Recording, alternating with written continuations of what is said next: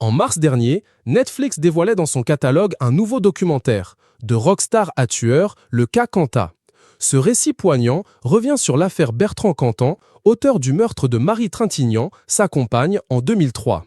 La série évoque aussi la violence du chanteur envers une autre de ses compagnes, Christina Radi, qui s'est suicidée en 2010.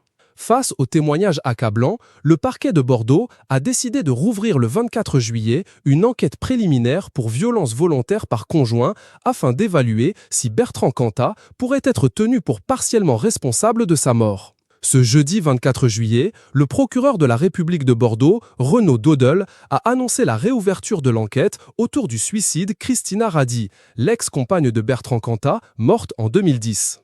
Un rebondissement dans l'affaire après de nouveaux éléments, 15 ans après la mort de la femme de lettres hongroise. Le procureur a confié avoir pris cette décision après la diffusion du documentaire de rockstar à tueur, le cas Cantat, sur Netflix en mars dernier. Dans cette série en 3 volets, des témoignages mettent en avant les violences dont était victime Christina Radi de la part du chanteur de Noir Désir. Toute personne qui le regarde, le documentaire Netflix NDR, regarde naturellement, me semble-t-il, des questions. Beaucoup de choses sont dites et vont dans le sens de violences volontaires qui ont été portées à l'encontre de Christina Radi, a expliqué Renaud Dodel sur France Info. En 2010, Christina Radi est retrouvée pendue au domicile familial et a laissé une lettre d'adieu. La justice avait alors conclu à un suicide et l'affaire est classée le lendemain. Il n'y a tout simplement pas eu d'enquête. Aucun voisin n'a été interrogé, personne ne s'est penché sur le téléphone ou l'ordinateur de Christina. Tout le monde a menté des Vilnius pour protéger Cantat. Mais tout le monde savait qu'il l'avait déjà frappé. 15 ans plus tard, j'ai encore et l'intime conviction qu'il l'a poussé au suicide, a déclaré l'avocate Yael Mellul, présidente de l'association Femmes et Libres.